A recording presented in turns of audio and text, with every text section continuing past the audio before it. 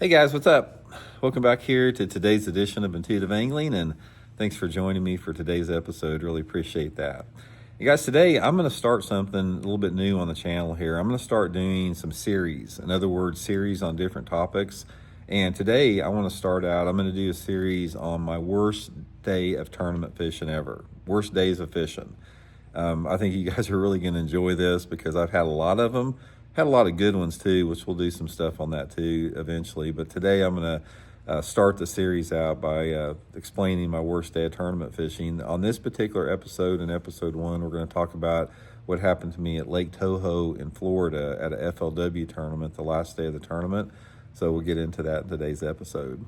Also, guys, thank you very much for everybody that stepped up and hit that subscribe button here at Intuitive Angling, man. It is so hard to get subscribers on YouTube now because there's so many different YouTube channels, but really appreciate that. Me and my family do. If you hit that subscribe button and the like button and the share button, that really helps push the channel out, along with using all the links I have in every video description, guys. I know a lot of you guys have been using and bookmarking my Tackle Warehouse link to help support the channel. And if you're one of those viewers that do that, thank you very much. Me and my family, all the boys and Kim, really appreciate that. Okay, guys, this one happened, man. I got a bunch of them, man, but this was one that stands out big time. This was an FLW tour event, like I said, about 25 years ago. And in this particular tournament, guys, I had a suck practice. I mean, I had a absolutely terrible practice in this particular event, which was on Lake Toho and Kissimmee. You could fish either one of it. And the practice was so bad, I think I caught maybe one little 12-inch bass in 3 days, which was terrible on Lake Toho. That place has got a lot of big ones in it. So it was one of those things, I just couldn't get it clicking. I was at the wrong place at the wrong time the whole practice. And going into that first day of the tournament, you can imagine, my confidence is not real high, and I just was going to go practicing again. And my plan was I was going to run down into Lake Kissimmee, lock through into Lake Kissimmee, and just start practicing, looking for just fishing or whatever looks good. That was my plan. So anyway, in this tournament, first morning of the tournament, I'm running down there to the lock. And if you've ever been down to Toho Kissimmee, usually about 50 to 75% of the people lock down into Kissimmee out of Toho. So there's always this big congestion at the lock. It's a little bitty lock, and it may take 45 minutes or an hour to get through this lock, and you've got to wait your turn to get through it. So there's always like 50 or 60 or 70 boats just floating around out there in front of the lock waiting their turn. So I'm like, I'm not going to sit there and wait for an hour. I'm just going to go fishing. I'm just going to pull up on a grass line and start fishing. So anyway, I pull up on this grass line, and I had a spinnerbait on, and I'm working down this grass line, and I noticed there was down on Toho, they have shiner traps down there, and they mark these shiner traps with these white PVC poles in the water. And I'm working down this Kissimmee grass line, and I look up there in front of me, there's one of those shiner trap poles, and I see a bass bust there. So I'm like, I troll up to it, I throw my spinnerbait over there, and guys, in 5 casts, I catch a limit. They were schooling, they were feeding on those shiners. So I caught a limit in 5 casts, but they weren't big ones. They were just keepers. They were, pound and a half fish, something like that, pound and 3/4. But I got a limit, so I'm at least, I got a limit, and there's still guys waiting to lock through. So I fish around a little bit more, and don't do any good. And I decide to, at this point, all the guys, have already locked through into Kissimmee. So I decided I'm going to go down there and lock through because I don't have to wait. So I'm idling down there I run down there to the lock, and I'm getting ready to idle in the lock, and I just happened to glance down at my locator, and I see a little drop off. The water dropped off from about like 3 feet down into 6 feet pretty quick. So I didn't think much about it, and went on down and locked through into Kissimmee. So I go down into Kissimmee down there, and I'm fishing around, and I start catching a few fish down there, just throwing a lipless crankbait over the grass. And I coiled up a few times, and at this point I've got, I don't know, maybe 9 or 10 pounds in the live well, which was, I was happy because I hadn't been catching anything. So I decided to go back. I had about probably an hour and a half to fish. I decided to go back and lock into Lake Toho and go back and try that shiner trap, maybe to see if there's some more fish there. So I lock back through, and I'm at the last flight. There's nobody, there's no one in there, so I go right into the lock. And I said, man, I'm gonna pull over there, and I'm gonna fish that little drop off. I just saw that little drop off over there. I'm gonna fish it. Guys, I pulled over there on that drop-off, and I started throwing a crankbait, a DD22, and I started freaking ripping them, big ones. Wound up catching a big sack that day, off that little drop. So I'm like, God, this is, freaking awesome. I'm going to, do pretty good off this. So anyway, next day of the tournament, I did the same thing. I ran my same route there. And this was a 4-day tournament, you got to remember.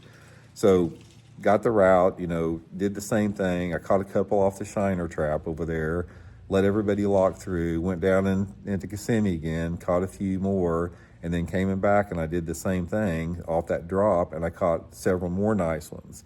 So I wound up making the top 10 in that tournament. So, I'm happy as could be. I made the top 10. Back then they cut the top 10 in the FLW Tour. They scratched your weights to 0 on that top 10 day. So I made the top 10. I can't believe I made the top 10 because I absolutely sucked in practice, but I just scraped together enough fish to get in that top 10. I think I qualified in like 7th position or something.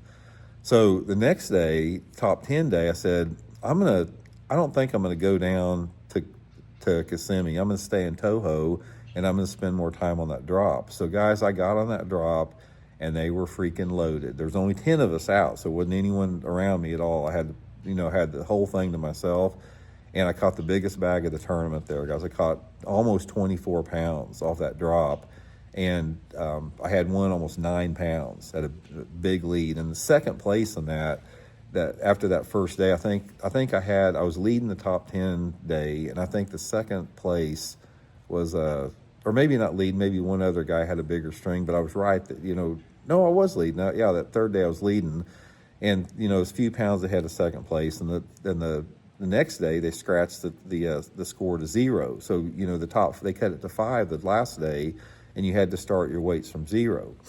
So anyway, I had spent all day there on the drop off. I stayed right on the drop, and I just piddled around it, and I was sort of protecting it a little bit because I knew I was going to make the cut for the last day. So my plan was I'm going to freaking win this tournament off that drop. It's the last day of the tournament. Fishing's getting tougher. I'm going to win it. So anyway, run down there, and I didn't have the fastest boat that anyone had. And when I got down there was a guy, one of the dudes in the top 10, was on my drop off that I'd caught the 22 pounds on, with an anchor down on it.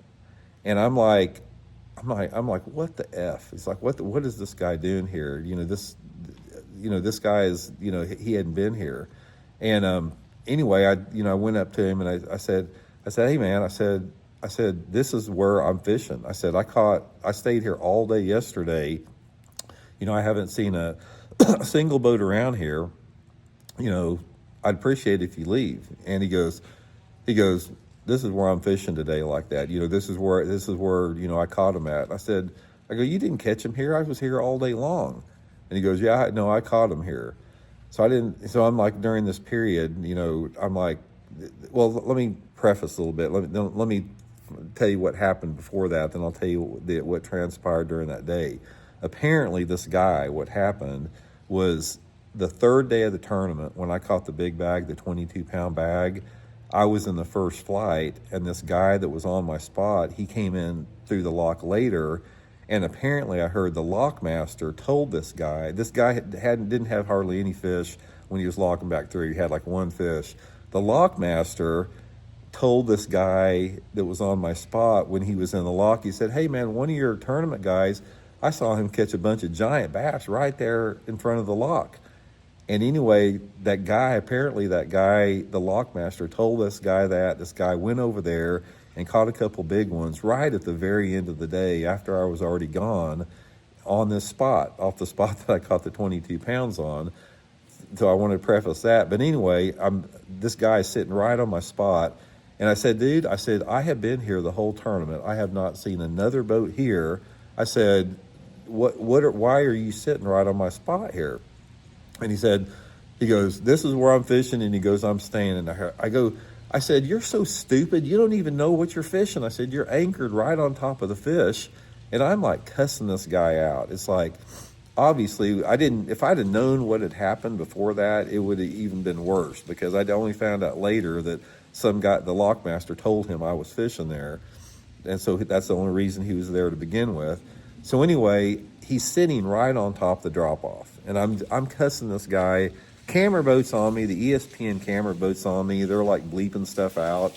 And anyway, I'm casting around this guy with the DD22, and I'm ripping him. It's like I'm casting like 3 foot away from his boat and hitting the drop-off just enough to catch him. And guys, like in the first 10 minutes I'm there, I catch almost 16 pounds, like in 10 minutes. And I've seen him catch 1 2-pounder.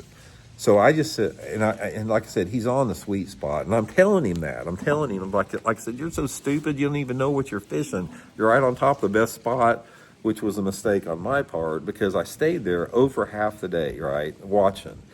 So I decided the fish started slowing down a little bit. I've got 15 or 16 pounds in the well. I'm pretty sure I'm going to win the tournament.